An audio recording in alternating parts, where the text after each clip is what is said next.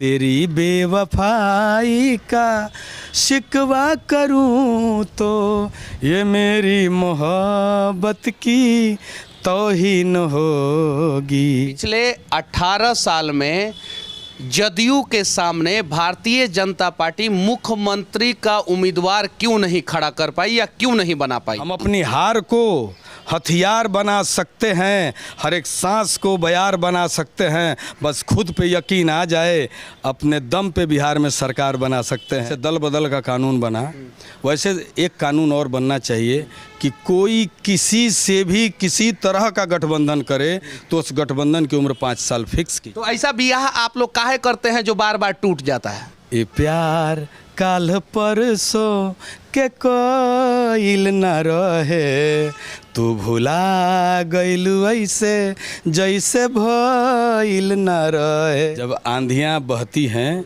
तो कश्तियाँ डूब जाती हैं, और जब अहंकार हो जाता है तो बड़ी बड़ी हस्तियाँ डूब जाती हैं। कैसा लगेगा? जैसन कोहड़ा छानी पर तैसन कोहड़ा भुइयाँ। हम तो विधायक हैं, विधायक आज भी हैं, विधायक कल भी थे। हाँ।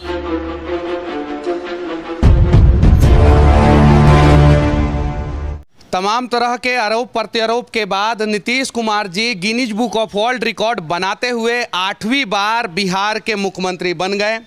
पहले स्टेपनी के रूप में भारतीय जनता पार्टी हुआ करती थी, इस बार जो है आरजेडी स्टेपनी का काम कर रही है।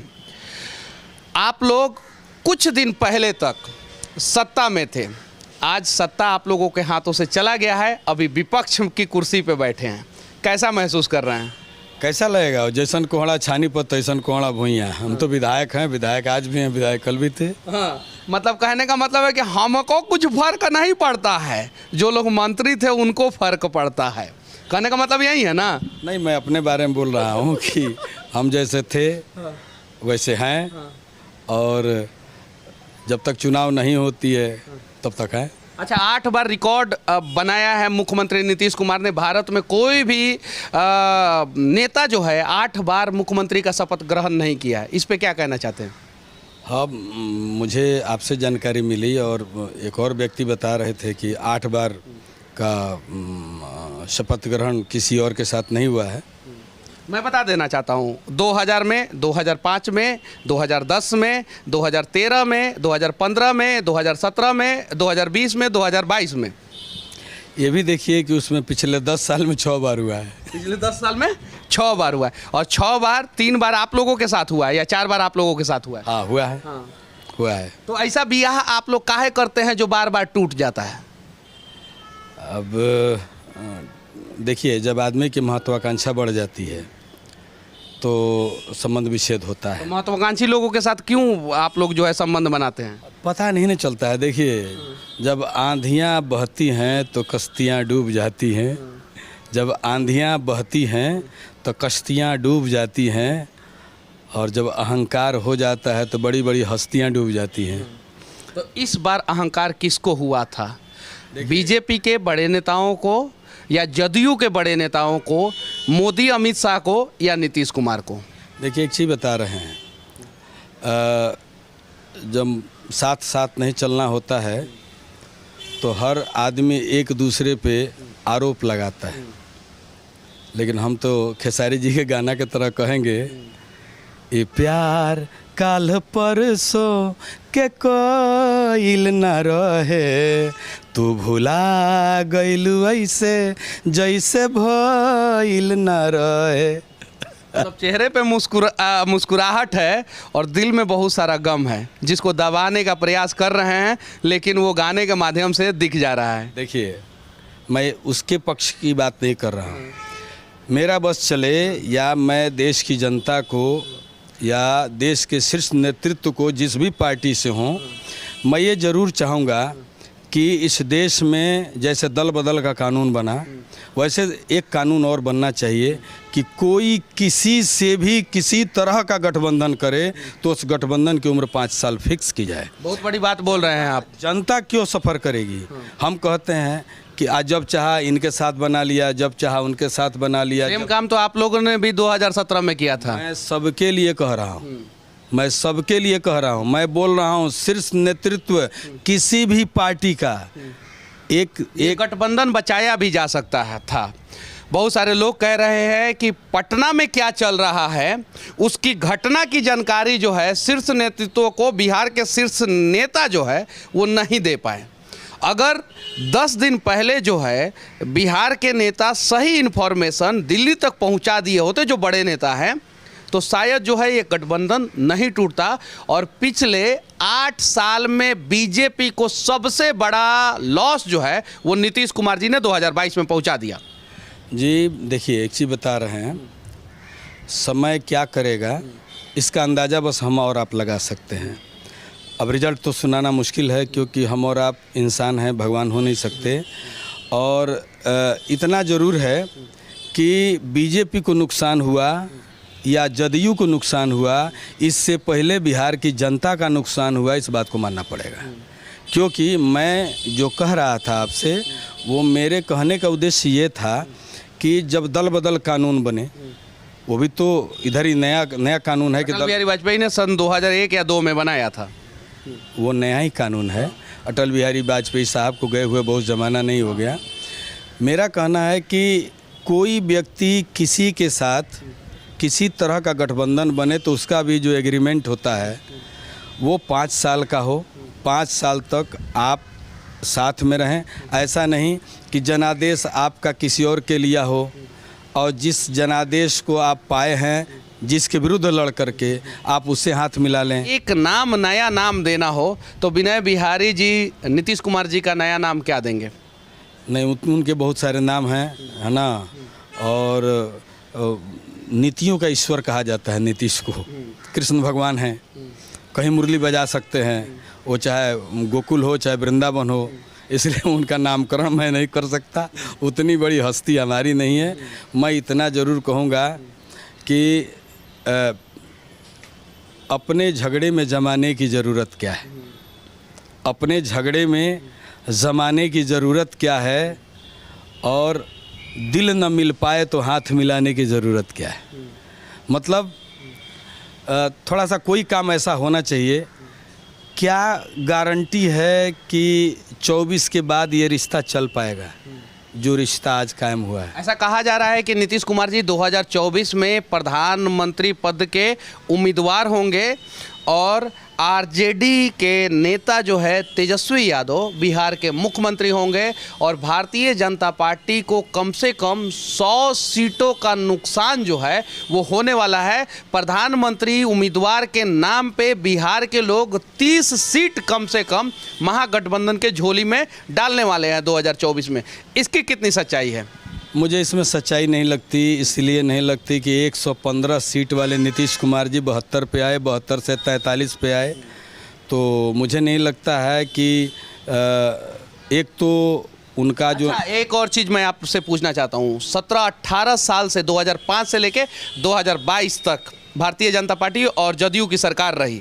नीतीश कुमार जी से बड़ा नेता भारतीय जनता पार्टी में कोई पनप क्यों नहीं पाया, बड़ा नेता कोई बन क्यों नहीं पाया? जो भी बनने का प्रयास किया उसको दबा क्यों दिया गया, और जदयू के द्वारा नहीं, भारतीय जनता पार्टी के ही द्वारा दबा दिया गया? देखिए, एक चीज़ बता रहे हैं, नीतीश कुमार जी में लाख बुराइयां हों लेकिन लाख अच्छाइयां भी हैं। ऐसा नहीं, मैं पहला ऐसा नेता है जो आप बोल रहे हैं भारतीय जनता पार्टी के। मैं बोल रहा हूँ कॉमन मैन के हैसियत से मैं बोल रहा हूँ, एक बिहार के। हम कहते कौन ऐसा नेता नहीं है जो 2005 से 2010 तक के कार्यकाल को स्वर्णिम नहीं कहा हो। बीजेपी का किसी नेता से बतवाइए, बात करा दीजिए, कोई कह दे तो। अच्छा, उसमें नीतीश कुमार का योगदान था या भारतीय जनता पार्टी का, या दोनों का? देखिए, योगदान कभी भी जब बच्चे अच्छे होते हैं तो माँ बाप दोनों का योगदान होता है, किसी का ज़्यादा होता है किसी का कम होता है। बिहार खुशहाल था। मैं बराबर बोलते आया हूँ कि 2005 के जो नीतीश कुमार जी 2010 तक, 2010 के बाद जो 2015 तक नीतीश कुमार जी हुए, वो 2005 से 10 वाले के हिसाब किताब के नहीं हुए। और 2015 के बाद 2020 और 2020 के बाद, ये मैं भी बोलता हूँ, और उनकी जो सीटें हैं, जो नीतीश कुमार जी को आरती दिखाते थे वो लोग शराबबंदी के चलते, और शराबबंदी में जिस तरह से ऑफिसर माला माल हो रहे हैं, और जो गरीब है जेल में भरे जा रहे हैं, झूठ के केस में भी गए, छोटा सा एक बोतल ले लिए वो भी गए। तो मेरे कहने का मतलब जहाँ नेपाल बंद नहीं है, यूपी बंद नहीं है, झारखंड बंद नहीं है, उड़ीसा बंद नहीं है, बंगाल बंद नहीं है, ये चारों चौहद्दी में शराबबंदी नहीं है। और आप शराबबंदी किए, अच्छी बात है, लेकिन शराब बंद बिहार में हुआ नहीं। और उस शराबबंदी के नाम पर अनुसूचित जाति और अनुसूचित जनजाति के लाखों लोग बंद पड़े हैं, और लाखों लोग बंद पड़े हैं, और ऐसे लाखों लोग चोरी में घुस गए, डकैती में घुस गए, पाकिटमारी में घुस गए, क्योंकि पापी पेट का सवाल है। आपने उन बेरोजगारों शराब चालू होना चाहिए। इस पूरे देश में एक बिहार ही है क्या? शराबबंदी गुजरात में भी है। 50 लोग मरे हैं अभी कुछ दिन पहले गुजरात में, सिर्फ और सिर्फ 15 दिन पहले। मैं वही तो बोल रहा हूँ, शराबबंदी गुजरात में भी है, लेकिन जो बाहर से लोग आते हैं होटलों में, उनके लिए शराब मिलता है, उनके लिए पाबंदी नहीं है। हम कहते हैं महाराष्ट्र इतना बड़ा प्रदेश है, बगल में उत्तर प्रदेश है, हम कहते हैं ये प्रजातंत्र है या राजतंत्र है? अगर प्रजातंत्र है और प्रजा नहीं चाह रही है, या आपकी बंदी करने के बावजूद भी बंद नहीं हो रही है, करोड़ों अरबों की शराब के ऊपर बुलडोजर चलाया जा रहा है, तो कोई ऐसा भी तो कानून बन सकता है जो महाराष्ट्र में है, दिल्ली में है, आपको मध्य प्रदेश में है। ऐसा तो नहीं कि हिंदुस्तान में एक बिहार ही ऐसा प्रदेश है जहाँ से हर चीज़। मैं एक सवाल का जवाब नहीं दिया। पिछले 18 साल में जदयू के सामने भारतीय जनता पार्टी मुख्यमंत्री का उम्मीदवार क्यों नहीं खड़ा कर पाई या क्यों नहीं बना पाई? देखिए, ये सवाल का जवाब तो मैं आपको नहीं दे पाऊँगा क्यों नहीं बनाई, क्योंकि भारतीय जनता पार्टी के शीर्ष नेतृत्व का ये सवाल है, वहाँ से पूछा जा सकता है। और हम लोग कभी इस तरह का सवाल कभी पूछे नहीं कि हमारी जानकारी में हो या जहन में हो। लेकिन इतना मैं ज़रूर कहूँगा कि हर पार्टी को अपने पास 1, 2, 3 ऐसे लोग, ऐसे चेहरे ज़रूर रखने चाहिए जो समय पे उसको इस्तेमाल कर सकें, और ऐसा अचानक करने से कोई लाभ नहीं। 3 चेहरा में क्या विनय बिहारी का भी एक चेहरा हो सकता है? दूर दूर तक नहीं हूँ, इसलिए कि मैं जो हूँ मुझे मालूम है, और वो काम करने के लिए, वहाँ तक पहुँचने के लिए जो करना होता है वो हमसे होगा नहीं। हम विधायक हो गए, यही बहुत बड़ी बात है। धोखे से मंत्री हो गए थे 8-9 महीना के लिए, वो हमारे किस्मत की बात है। हमारे लिए आदरणीय, पूजनीय हमारी जनता है। ये गठबंधन जो टूटा है उसके लिए सबसे बड़ा दोषी भारतीय जनता पार्टी का कौन सा नेता है? देखिए, भारतीय जनता पार्टी में कोई एक नेता तो है नहीं, और किसी के ऊपर दोष लगाने से, है ना, जो मुझे जानकारी है, हो सकता है मेरी जानकारी बहुत परिपक्व न हो, ललन सिंह जी और आरसीपी सिंह जी के झगड़े की वजह से सारा फसाद हुआ है। हमें लगता है जदयू के 2 नेताओं के झगड़े के वजह से भारतीय जनता पार्टी को नुकसान। हम लोग को ऐसा नहीं था पता कि ये मामला, ये छोटा सा बीज जो है वो बड़ा बट वृक्ष हो जाएगा। क्योंकि आरसीपी सिंह जी को जब मंत्री बनाया गया तो उस समय की जो बातें हैं, उन समय जो मीडिया के द्वारा जो बातें स्पष्ट हुई, जिसमें नीतीश कुमार जी 2 सीट मांग रहे थे और हुआ सिर्फ आरसीपी सिंह जी का, वहीं से सारा मनमुटाव है। आरसीपी सिंह जी का जो बयान, नीतीश कुमार जी जो बचा हुआ समय है उसे, उस कार्यकाल को सही ढंग से चला पाएंगे? मुझे नहीं लगता है। देखिए, अवस्था किसी की भी व्यवस्था को ख़राब कर देती है। हम तो कहते हैं इस देश में कानून बनना चाहिए कि 62 वर्ष में आप कार्यपालिका को ख़त्म कर देते हैं, पेंशन के लिए, पेंशन तो छिनाइया गया है, 62 वर्ष की उम्र में आपकी कार्यपालिका 60-62 की उम्र में अगर किसी भी काम के लिए वो लायक नहीं है तो नेतृत्व करेगा नहीं। वो नेतृत्व की बात नहीं कर रहा हूँ, मैं कहता हूँ कि इस देश में एक कानून कब होगा। नेता लोग भी 62 वर्ष में रिटायर क्यों नहीं, उनको भी लड़ने की इजाज़त बंद कर दी जाए। आप कार्यपालिका को 62 वर्ष में कहते हैं you are not fit for any work, आप किसी काम के योग्य नहीं हैं, आप घर जाइए, और मैं क्यों 92 वर्ष में चुनाव लड़ूंगा, मैं क्यों 72 में चुनाव लड़ूंगा, मैं क्यों नहीं 62 में रिटायर करूंगा। ऐसा कभी होना चाहिए। आखिरी में जो ये गठबंधन महागठबंधन की सरकार बनी है उसके लिए 2 लाइन गुनगुना दीजिए। 2 लाइन यही कहेंगे, है ना। एक राम अवतार फिल्म आई थी, है ना। तेरी बेवफाई का शिकवा करूं तो ये मेरी मोहब्बत की तौहीन होगी। तेरी बेवफाई का शिकवा करूं तो ये मेरी मोहब्बत की तौहीन होगी।